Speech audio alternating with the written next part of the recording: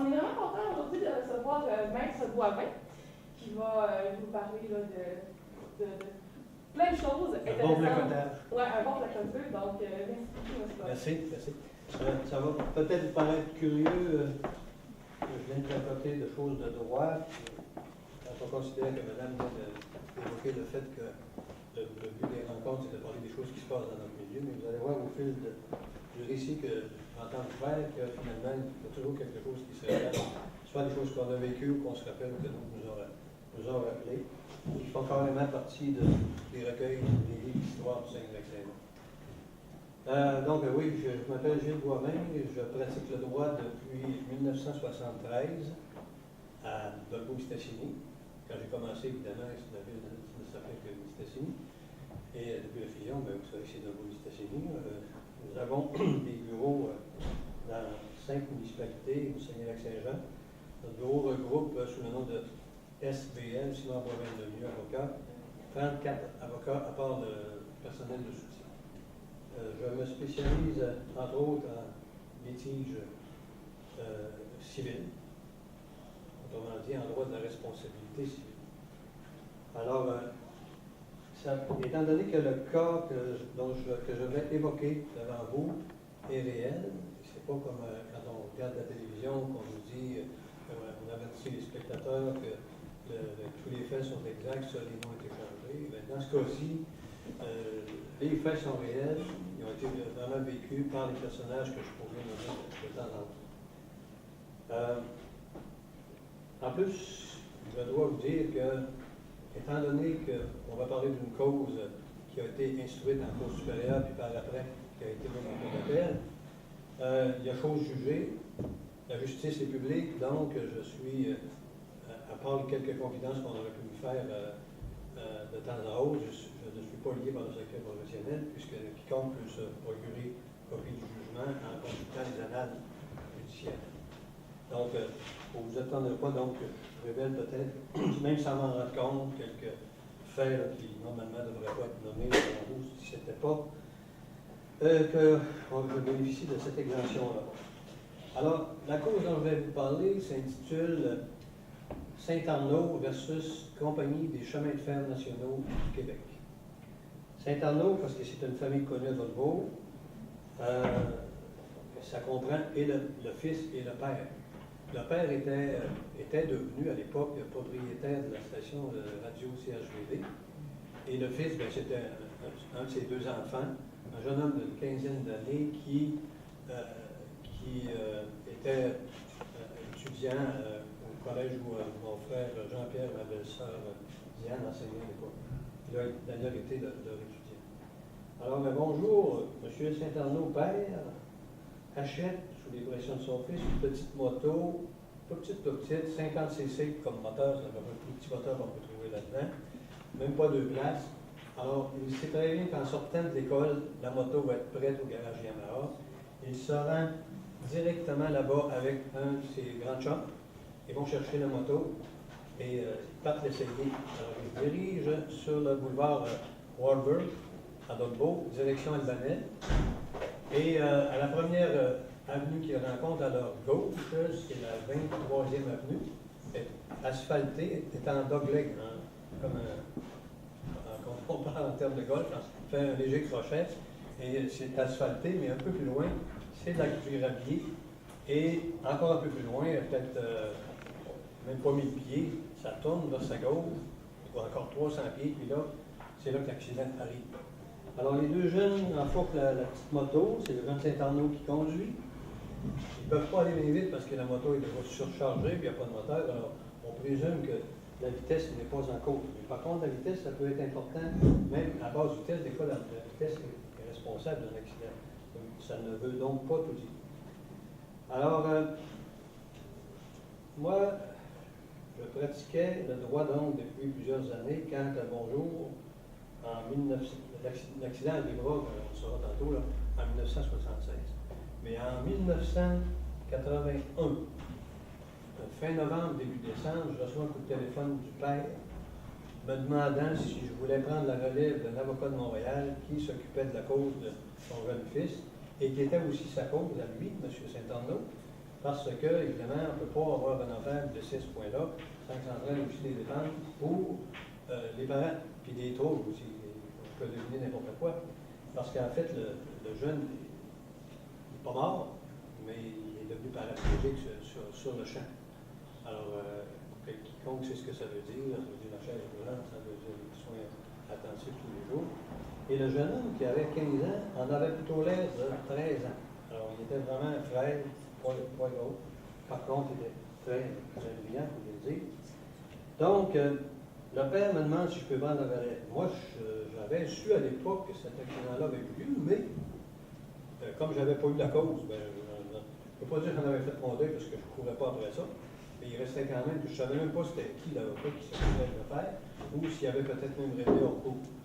Alors, finalement, il me révèle que, pour des raisons un peu simples et en même temps compliquées, que l'avocat ne pourrait pas plaider la cause. Ça faisait déjà 5 ans que cet avocat-là avait le dossier, en 81, parce que l'accident était survenu en 76. Et ce qu'on ne me dit pas à mot couvert, c'est que finalement, le procès était déjà fixé, évidemment, mais depuis un bon bout de temps, mais pour la fin janvier qui venait. Donc, c'était début décembre, 2 mois moins de congé des fêtes pour voir s'il y avait quelque chose à faire avec ce dossier-là. Alors, comme c'est le cas dans les transferts de dossiers entre avocats, une seule lettre suffit pour dire, monsieur Etienne m'a donné le mandat de récupérer son dossier, on signe des papiers. Et moi, je m'attendais à recevoir, pas nécessairement une caisse de documents, mais en tout cas une bonne quantité de documents, de tout ça, qui aurait pu être pertinent. Mais à mon grand étonnement, je pense que le dossier tenait au plus un quart de pouce. Mais heureusement, il y avait à travers les documents quelques photographies, parce que là, vous n'avez pas su encore c'est quoi l'accident, je vais reculer la machine. C'est que je reviens au moment où les jeunes circulent sur le gravier, et à un moment donné, bang, ils rentrent dans le locomotive. Alors, quand j'étais jeune, avant d'étudier le droit, il y avait un adage qui courait dans la population que quand on rentre dans le train, c'est comme le train qui est en dehors. Il y a une seule certitude, c'est que d'habitude, c'est presque tout le temps la personne qui est morte, c'est le chauffeur du train. Mais, alors, donc, la petite moto était rentrée dans le train, j'y reviendrai évidemment à plus en détail plus tard. Et j'analyse donc le stock, qu'est-ce qu'on m'envoie, je rencontre le père, je rencontre le jeune, j'essaie d'en savoir plus long, puis je m'aperçois que finalement, ça va tout un job. Parce que là, je n'ai pas assez de stock. Parce que ce qu'il faut savoir, c'est que en matière de responsabilité civile, pour que quelqu'un soit tenu responsable, on a reçu des règles du Code de l'époque, mais qui sont les mêmes encore aujourd'hui, le 1053, 1054 du Code civil. Le Code qui date souvent pour plusieurs articles du Code de Napoléon. Ben, il faut qu'une personne commette une faute. Une faute, ça peut être quand on pose un geste qu'on n'a pas le droit de poser ou qu'on pose mal. Ça peut être parce qu'on a même d'en poser un alors qu'on aurait dû en prendre des actions. Ça peut être parce qu'on est responsable d'un animal, d'une personne dont on a la garde, ça peut être toutes sortes de choses. Mais il n'y a pas de responsabilité s'il n'y a pas de dommage. Alors, je peux me tourner comme ça, excusez madame, je peux m'actionner. Je n'ai pas le droit, de la frapper, je n'ai pas comme il faut, je n'ai pas fait exprès. Alors, donc, il fallait trouver une faute pour le Canadien national, la super grande compagnie qui est à l'origine quasiment de la fondation du Canada avec le CP. Comment s'y prendre? Alors, déjà, le problème s'amplifiait à mesure que je tournais les feuilles, puis surtout les photos. Ce qu'on voyait sur les photos, c'était un petit, d'un sens comme dans l'autre, le petit bout de gravier qui arrêtait à la voie ferrée, une croix en X qui annonce ce qu'on appelle autrement dit le crossing, qui annonce la traverse de chemin de fer des deux bords, avec l'enjeu par l'autre bord, puis le chemin qui continue de l'autre bord. Il y a aussi, dans ces photos-là, du terrain, des photos prises envers Bolbo, d'un côté de la voie ferrée puis l'autre, même chose envers Albanel. Fait que là, on voit des souches de différentes grosseurs, des souches d'arbres qui sont blanches, qui viennent vraisemblablement d'être abattues. Les arbres ne sont évidemment donc pas là. Alors, je ne sais pas pourquoi à ce moment-là que ces arbres-là sont abattus, mais une chose est sûre, c'est visible. Mais les photos datent de 5 ans. Alors donc, finalement, à force de regarder tout ça, j'essaie de dire au Dieu Saint-Arnaud qu'il fallait faire ce que je pouvais. Mais je les mets au fait que c'était pas une mince affaire, parce que le jeune, évidemment, manquait d'expérience. Deux, c'est une petite moto qui n'était pas conçue pour ça. C'était la première fois qu'il passait là. En tout cas, il y avait toutes sortes de raisons qui faisaient que la mise ensemble, ces conditions-là amplifiaient la difficulté du problème. Donc, puis le dommage, par contre, à Saint-Arnaud, il était là, tout le monde savait en ville que le jeune homme était paralysé, parce que comme ça faisait 5 ans que l'accident est arrivé, ben, il s'était quand même d'une certaine manière bien rétabli pour le reste. Alors, c'était un petit gars qu'on voyait un peu partout en ville, ou encore à l'école et tout, et qui était très sociable. Et donc, le dommage était évident. Ça prenait quand même des rapports médicaux pour établir exactement ce qu'il en était, et je pourrais y revenir plus tard. Alors donc, comment établir le lien de causalité entre la faute et le dommage? C'était la tâche à relever. Et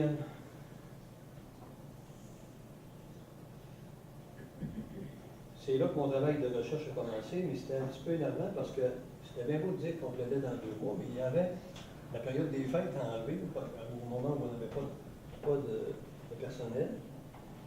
Puis aussi le fait qu'on n'avait pas l'assistance de l'électronique, de l'informatique qu'on a aujourd'hui.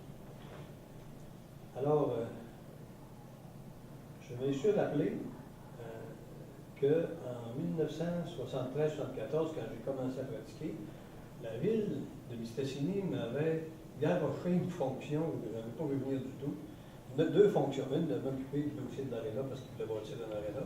Et l'autre, de siéger comme coprésident d'une commission de rénovation urbaine avec feu Jean-Yves Weber, que certains d'entre vous ont connu, c'est la famille. Ça serait l'oncle du maire de Dolbeau. Et dans le cadre des travaux, là c'est bien important, dans le cadre des travaux de la commission, j'avais mis la main sur un rouleau de plan qui était dans un arrière-coffre-fort de la paroisse de Mistassini. Et c'est vraiment ce qu'on appelait un blueprint, un rouleau de plan de couleur encre bleue. Les écritures étaient toutes blanches.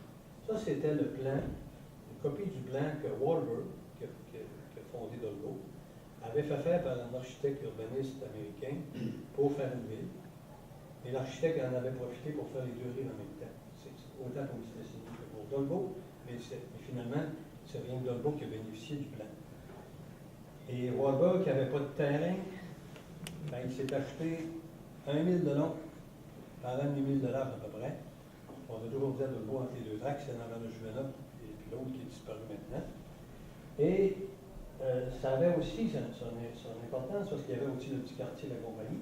Et il a bâti son usine donc sur les rochers à bord de rebord. Mais la chose la plus importante à retenir, c'est que le terrain, il ne l'a pas acheté de n'importe qui, il l'a acheté de la municipalité Saint-Michel de Mistassini, qui, elle, s'étendait, parce que c'était pareil comme le Bon-Corps, M. Boulet va s'en rappeler, mais plusieurs autres. Il y avait village, puis paroisse, il y avait même 2 conseils. Alors, c'était Saint-Michel de Mistassini, s'étendait donc sur les 2 rives, était à côté à Saint-Jean-de-Lac, de ce côté-ci. Puis, d'autre part, ça allait s'accoter aux limites d'Albanel, puis aux limites de Saint-Méthode. Alors, quand il a voulu acheter un morceau de terrain, bien, il a fallu qu'il fasse affaire avec la municipalité. Il a consenti à vendre. Et plus tard, même, je n'en parlerai pas, mais je sais que quand j'étais plus jeune, à tout bout de champ, quand Dolbeau voulait s'agrandir, je me demandais pourquoi il avait affaire aux jeunes de la paroisse de Mistassini. C'était drôle pour aller s'acheter des morceaux additionnels. C'est un peu par là qu'on retrace un peu les origines là, de notre milieu, parce que Mistassini de Péribonca, c'était quasiment soudé. C'était de l'âge semblable.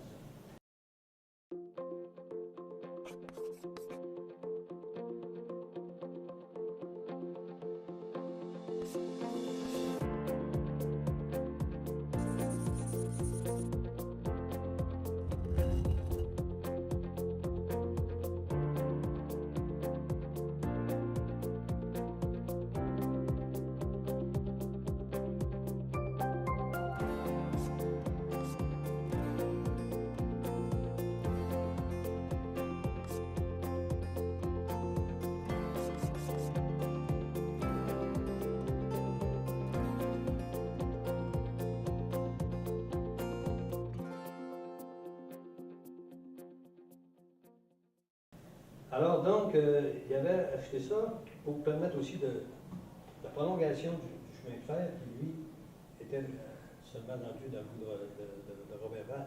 Vous vous rappelez, pour ceux qui ont assisté aux autres conférences sur Louis Raymond, que quand Louis Raymond est arrivé Villon-Iberville, il s'est trouvé à Robert Val.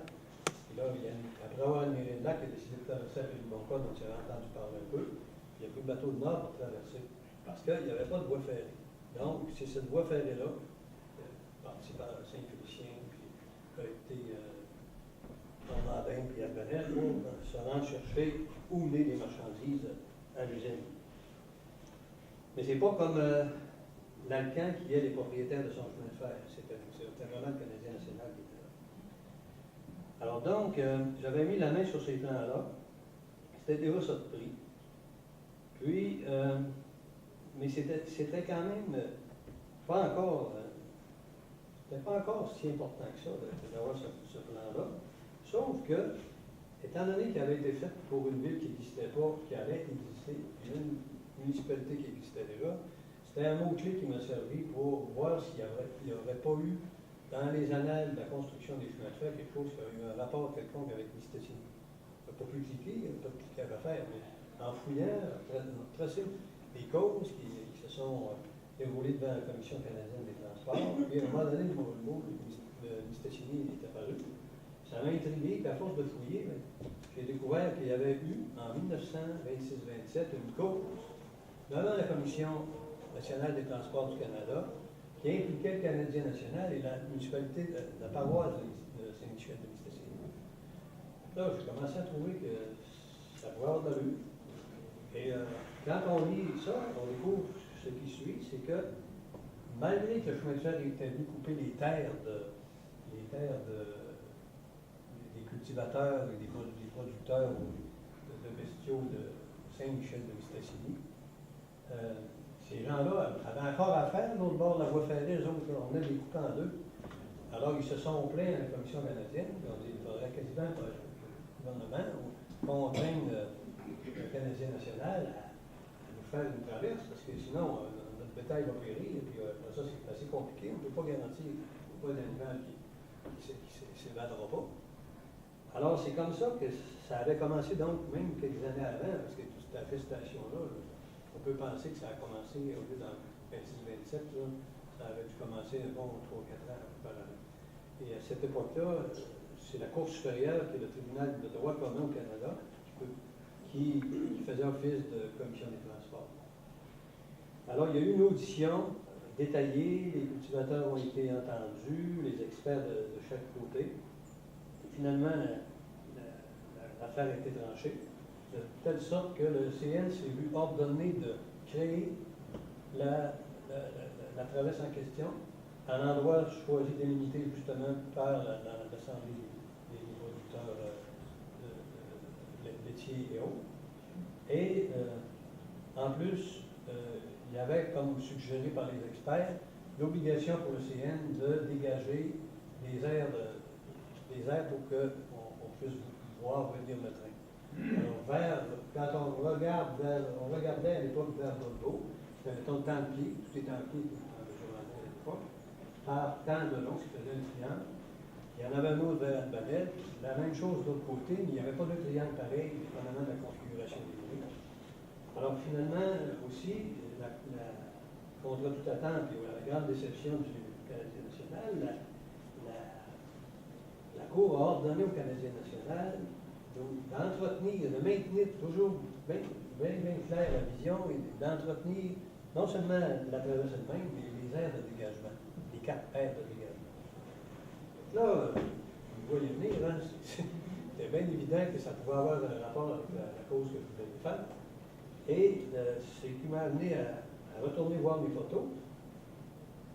Aller voir les photos, là, je m'imaginais, je suis allé sur place, c'est sûr, je me disais, quand je suis allé sur place, là, n'oubliez pas, là, j'étais en 60, et puis là, d'arriver en 76, on me donne la cause en 81, on est en hiver, et je me rends là-bas pareil. C'était carrossable parce que ça reprend une rue d'Olvo par l'autre bord. Et mais là, quand j'arrive là, il y a des arbres qui sont encore repoussés. Puis, je ne comprends pas, parce qu'il y avait une ordonnance de la Commission canadienne. Mais surtout, c'était des petits arbres. On ne les voyait pas, les souffles, il fallait gratter la neige un peu. Alors, je me suis demandé qui avait bien pu couper les arbres. Puis, effectivement, selon les policiers de Dolbeau, c'était des employés engagés par le Canadien national. Ils avaient rasé dans les jours qui avaient suivi l'accident par l'ordre de Toronto. Ben, l'ordre de Toronto, mais surtout l'ordre de la Cour, pour ne pas l'oublier. Ça fait que, là, je me suis dit, j'ai quasiment frappé le jackpot, c'est une bonne piste, je devrais être capable de faire quelque chose avec ça. Finalement, en réfléchissant, je me rappelle, c'était pendant le temps des fêtes, je me suis dit, c'est pas parce que j'ai ces éléments-là que je suis capable de prouver la faute du Canadien national. Le conducteur du train, lui, il allait son chemin, il a déclaré à la police qu'il avait klaxonné. Les petits gars ont dit qu'eux autres, qu'ils n'avaient pas entendu le train. Par contre, ils portaient des casques rigides, c'était la mode commençait à ce moment-là. Casque rigide. Ça se pouvait qu'ils se trompent, mais qu'il en ait oublié des bouts aussi, ça se pouvait. Alors, je me suis demandé comment est-ce que je fais pour établir la hauteur que pouvaient bien avoir ces arbres-là qui avaient déjà été là à l'époque de l'accident, au moment même là, de 1960. Quelle était la hauteur? J'avais un client, moi, dans le bout de Saint-Thomas-d'Udine, qui était un ingénieur forestier et en même temps un éleveur de veaux de boucherie. Et je le voyais de temps à autre. Puis, à un moment donné, je lui pose la question, là, c'était pas une, à un moment donné, j'ai provoqué le moment en lui demandant si tu viens de beau, à un moment donné, arrête-toi quelques minutes, je ne pas à discuter. Ça fait que je lui demande si c'est dans sa fonction d'ingénieur forestier que d'être capable d'établir d'évaluer les peuplements d'épinets, de bouleaux ou quoi que ce soit, puis d'en mesurer les souffles, etc. Il en est là. Je lui montre les photos qui avaient été prises par le premier avocat. Ce premier avocat-là, qui s'appelait Clifford Postelny, avait comme hobby la photographie.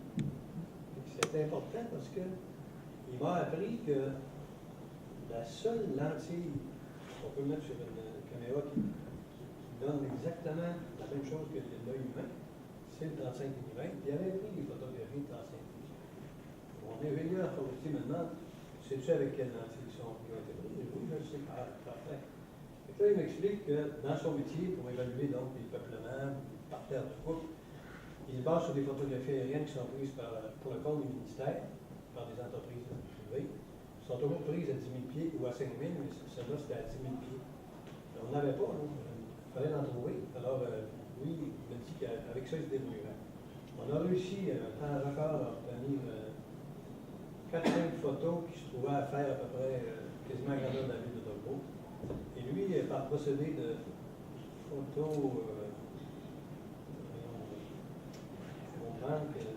stroboscopie, que le fait que nos deux yeux mis ensemble font qu'on voit le ensemble et qu'on voit deux, ben, il était capable, à 10 000 pieds, de dire que si la souche avait 5 pouces, par exemple, dans un arbre pas trop gros, ben, nécessairement, si c'est une épinette blanche ou une épinette noire ou un bouleau, sur la photo prise en haut, ça donnait telle hauteur.